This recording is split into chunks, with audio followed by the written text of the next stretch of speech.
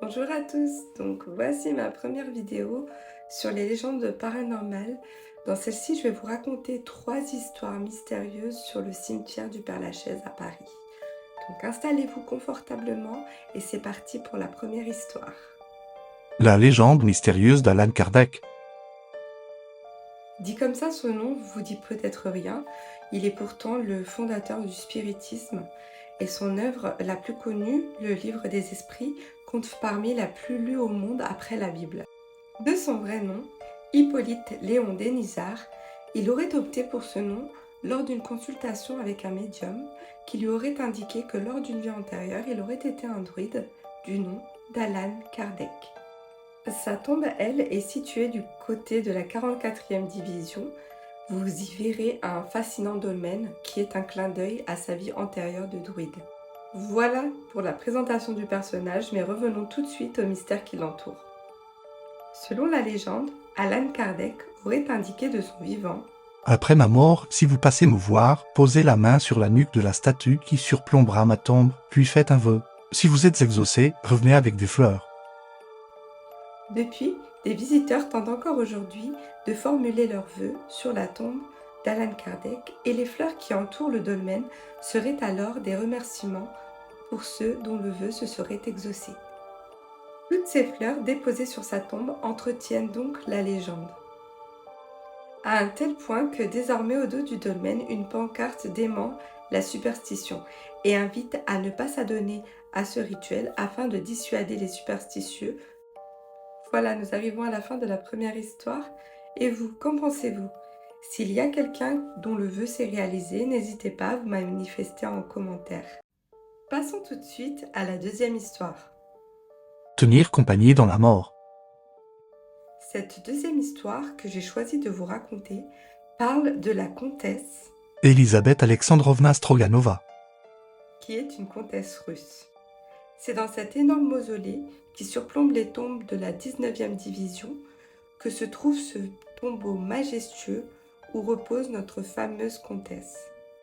Mais derrière la beauté de ce monument funéraire se cache pourtant une sombre légende urbaine. On raconte qu'avant sa mort, elle aurait déposé chez un notaire parisien un testament dans lequel la comtesse aurait indiqué: Elle lèguera une fortune équivalent alors à 2 millions de roubles à quiconque acceptera de s'enfermer pendant 365 jours et 366 nuits dans son caveau. Durant cette période, la personne devra alors rester auprès de son cercueil, ne doit s'en éloigner sous aucun prétexte. mais attention, il y a quand même quelques règles à respecter.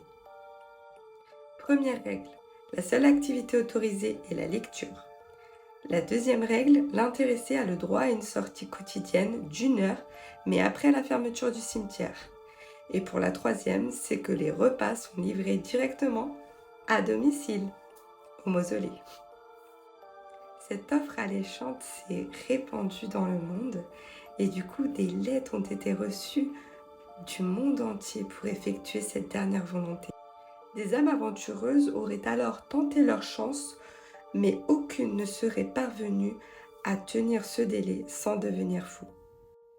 Selon certaines rumeurs obscures, ce tombeau abriterait en réalité une entrée directe pour les enfers. Voilà pour l'histoire de notre comtesse russe. Je peux vous dire que d'après mes recherches, celui qui a tenu le plus longtemps est resté 3 semaines, mais qui a malheureusement fini par devenir fou. Qu'en pensez-vous? Seriez-vous assez courageux pour accepter ce défi? Passons maintenant à la troisième et dernière histoire. Héloïse et Abélard. Héloïse et Abélard, ce sont les plus vieux résidents du cimetière du Père-Lachaise. Le transfert de leurs dépouilles a d'ailleurs contribué à le rendre populaire aux yeux des Parisiens. Et leur tombe est classée au monument historique. Vous pourrez la trouver dans la 7e division. Mais qui sont-ils? Pour connaître l'histoire de ces deux amants, commençons leur présentation. Pierre Abélard, un intellectuel réputé comme étant brillant mais peu commode, enseigne la théologie et la philosophie au sein de la cathédrale Notre-Dame de Paris. Le chanoine Fulbert décide alors de lui confier l'éducation de sa nièce Héloïse. Et c'est là que l'élève et le maître tombent amoureux. Il a 36 ans et elle 17. Très vite, Héloïse se retrouve enceinte et ils ne peuvent plus cacher leur relation. Ils s'enfuient en Bretagne où elle donnera naissance à leur fils Astrolabe et ils s'y marièrent en secret.